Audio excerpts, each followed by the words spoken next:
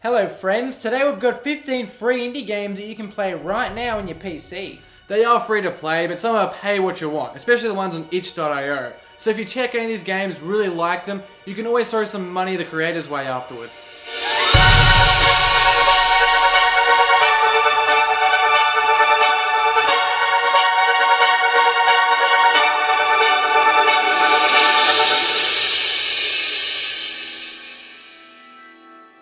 Freshman or first year of university can be a lonely and daunting time. This eponymous and autobiographical game captures this experience by retelling a night in the freshman life of creator Nina Freeman. The painterly art makes the game feel like a memory from the past, and the story feels very intimate and real. Why settle for real-life tall people basketball when you could enjoy the clumsy madness of regular human basketball? A 2 to 10 local multiplayer game in which you control and face off against other giant mech and some b-ball.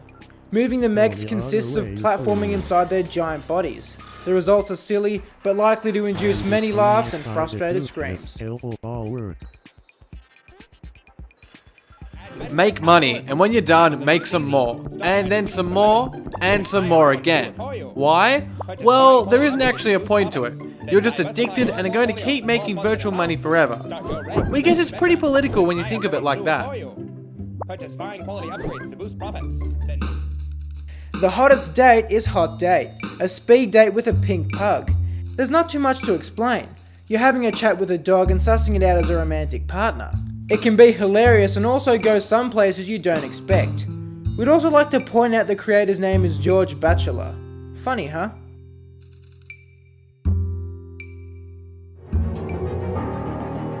It's just made its way onto Steam Early Access, but Dungeon Souls debuted in April as a free demo that is still playable now.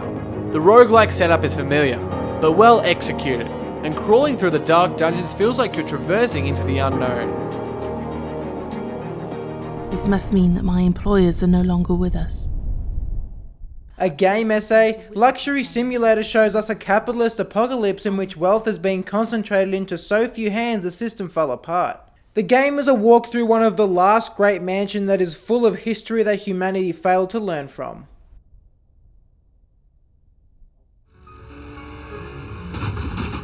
Naught is an easy on the eye wander through the deserts of Mars. It can be played solo or in a duo, but either way you're probably going to have some foolishly fun times riding around in some very flip-prone 1950s American style cars.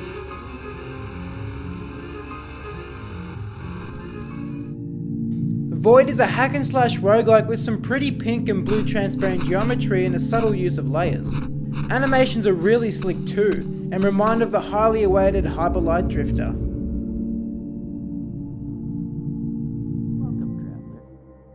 Path of the Imperium Empire is a first-person story that takes about 10 minutes to complete.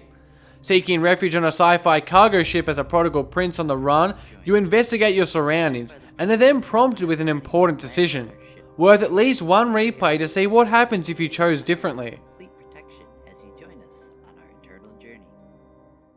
The duo behind Risk of Rain is working on a new project dubbed Deadbolt. It was only meant for a small group of people, but a rough demo with the first 5 stages is available online. Playing as what we believe is Death cloaked in an everyday brown coat, the game is a 2D action shooter that looks a lot like Not a Hero. Hotel Paradise is an oxymoron that this game has no fear in pointing out. Given a room number, it's your goal to trek the randomly generated and illogically organised halls to find your room. It sounds annoying, but at least now the outcome that your room is impossible to find has been removed in the latest patch. The pot of gold at the end of this hellish rainbow is the randomised contents of what's in your room.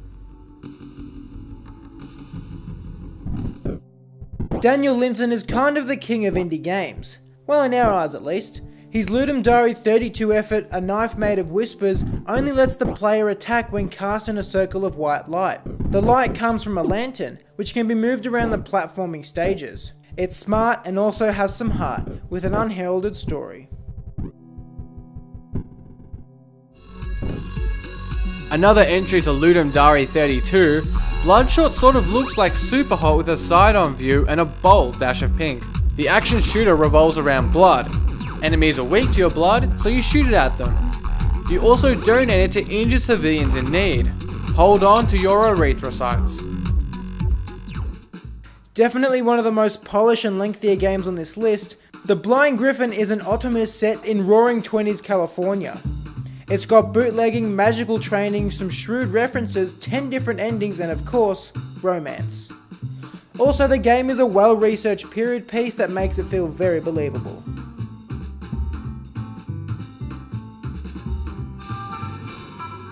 We've both worked in supermarkets at some point, so scanning items on a never-ending conveyor belt in Forever brings us back to some darker headspaces. In the end, Forever really just pokes fun at the futility of scanning food with some ridiculous and uncontrollable physics.